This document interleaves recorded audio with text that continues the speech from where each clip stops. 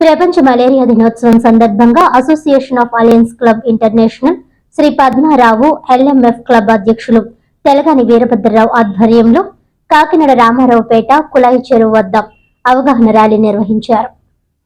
ఈ కార్యక్రమానికి ముఖ్య అతిథిగా పెంకే గోవిందరాజు, జిల్లా గవర్నర్, 106 విశిష్ట అతిథులుగా ఐపీడీజీ మరియు దక్షిణాది రాష్ట్రాల కోశాధికారి Varam Srinivasarao, president Telagani Veerabhadrarao, south multiple council treasurer Srinivasarao మాట్లాడుతూ మలేరియా పట్ల ప్రతి ఒక్కరూ అప్రమత్తంగా ఉండాలని, ఇంటి చుట్టూ దోమలు పెరగకుండా పరిసరాలను పరిశుభ్రంగా ఉంచుకోవాలని కోరడం జరిగింది. మలేరియా వ్యాధి పట్ల అప్రమత్తంగా ఉండాలని, మలేరియా దోమల వల్ల ఎక్కువగా వ్యాపించే అవకాశం ఉంది కాబట్టి ప్రతి ఒక్కరూ దోమతెరలు వాడాలని, ఇంటి చుట్టూ శుభ్రంగా ఉంచుకోవాలని, ముఖ్యంగా దోమలు పుట్టకుండా చూసుకోవాలని, అప్పుడే మలేరియా అంతం మనతోనే అనే నినాదంతో అందరిలోనూ మార్పు వస్తే మలేరియా అంతమవుతుందని చెప్పడం జరిగింది.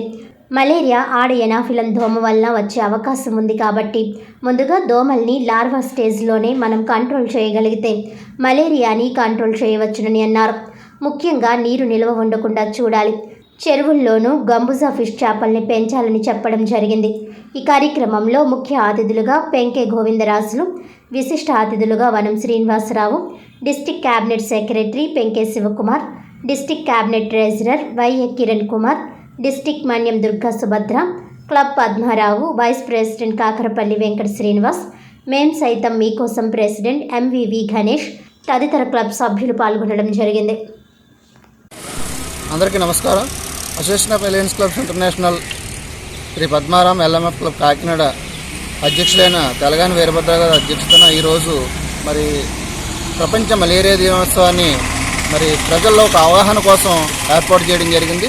మరి మలేరియా అనేది ఎంత ఉధృతంగా ఉంటుందో మనం పూర్వకాలంలో చూసాం. మరి ఏజెన్సీలో కూడా ఇంకా మలేరియా ఇంకా చాలా ఎక్కువగా ప్రబలుతుంది.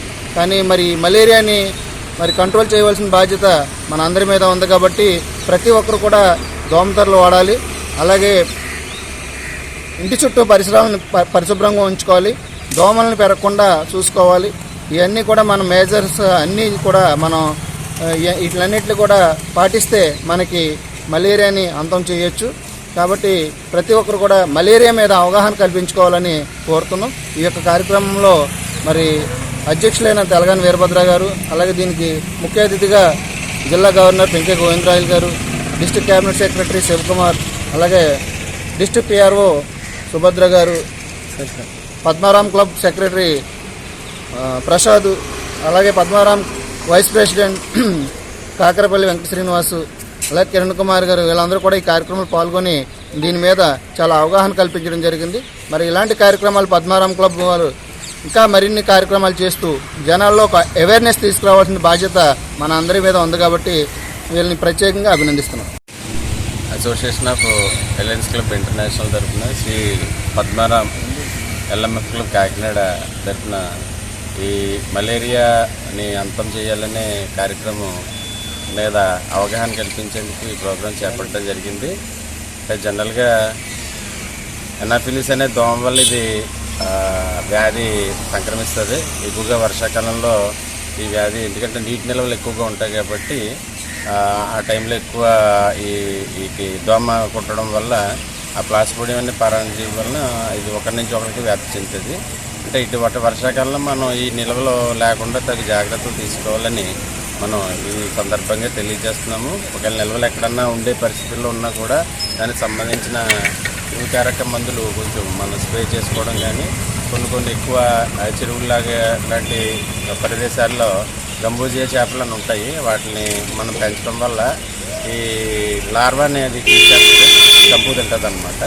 ఈ రకమైన జాగ్రత్తలు తీసుకుని అందరూ కూడా ఈ నీటి నిల్వలు అనేది మేజర్గా లేకుండా చూసుకోవాలని ఈ సందర్భంగా తెలియజేస్తున్నాం. Thank you.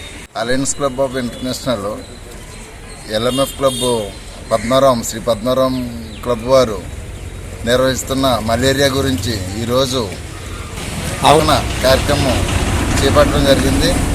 దీన్ని మళ్ళీ ముందుకు తీసుకెళ్లాలని చెప్పేసి మేమందరం కూడా కోరుకుంటున్నాం.